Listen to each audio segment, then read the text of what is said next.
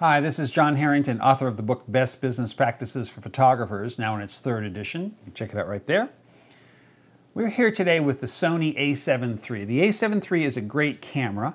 The difference between the A7III and the A7R III is really pretty much just the chip size.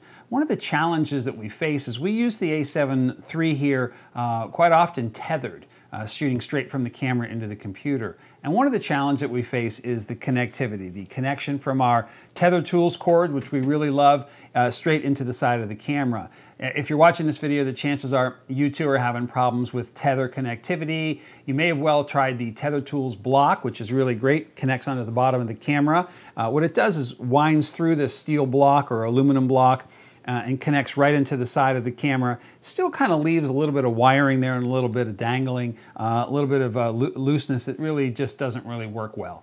So what we decided to do, our first thing we thought was, well, why don't we try this? Why don't we take a 90-degree L and drop that 90-degree L into the side of the camera and connect our Tether tools to that.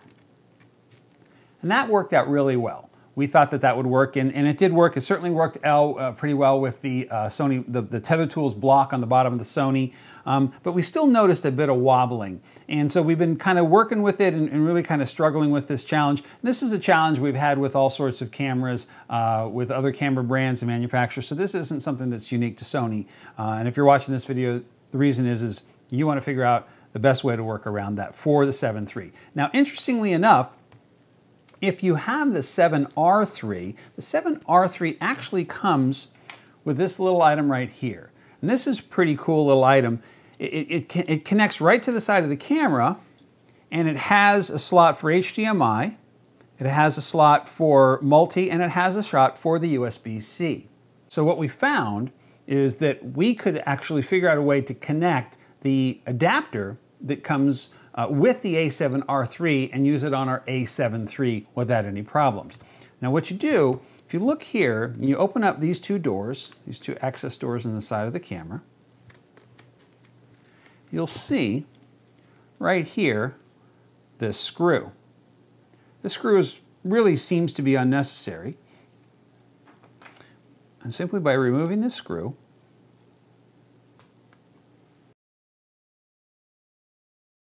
as such, leave a little hole there. And these doors, if you'll notice, these doors are held on by rubber that allows for a great degree of flexibility.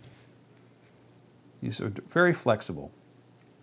Now what you can do is, with this particular device, mounting it, you turn this door sideways, slide it in there, this little foot sneaks right up in there, and then it seats itself. A few quick turns of this, and it's locked on. There you go. Next, Tether tools cord.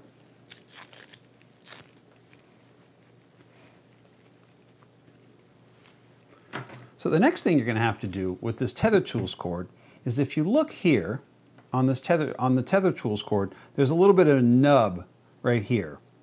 That nub, when it inserts into the holder, stops short of being able to go all the way through. But what you can do is take your Leatherman and just shave off ever so slightly one side of that. Now, if you don't have a Leatherman, an actual household knife works really well. Shave that off on the other side. Now, as you can see, on both sides, it's slimmer. Now, what will happen is, this will now fit perfectly in and seat itself ideally, right like that. Now, the next thing we noticed was, if you unscrew this,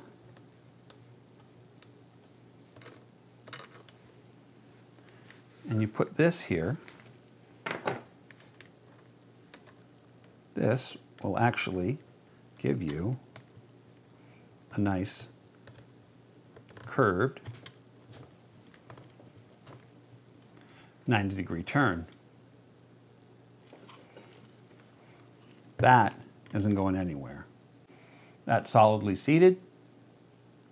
Connectivity is no longer a problem, and you can shoot tethered without having to get the tether tools blocked. Still like the tether tools cord because we like it. The orange is the visible one. It really kind of helps us so that people don't walk into our cord or yank it out of the computer. But having it here in the orange goes right in and works really great.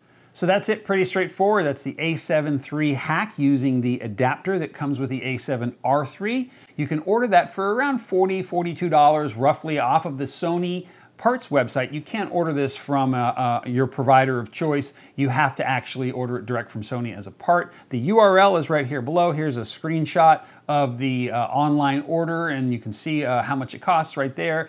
That's actually here in the US. I'm not sure if you're watching this overseas what the cost is. I'm sure it's comparable. The great thing is that you can use this very inexpensive item direct apart from Sony and modify it.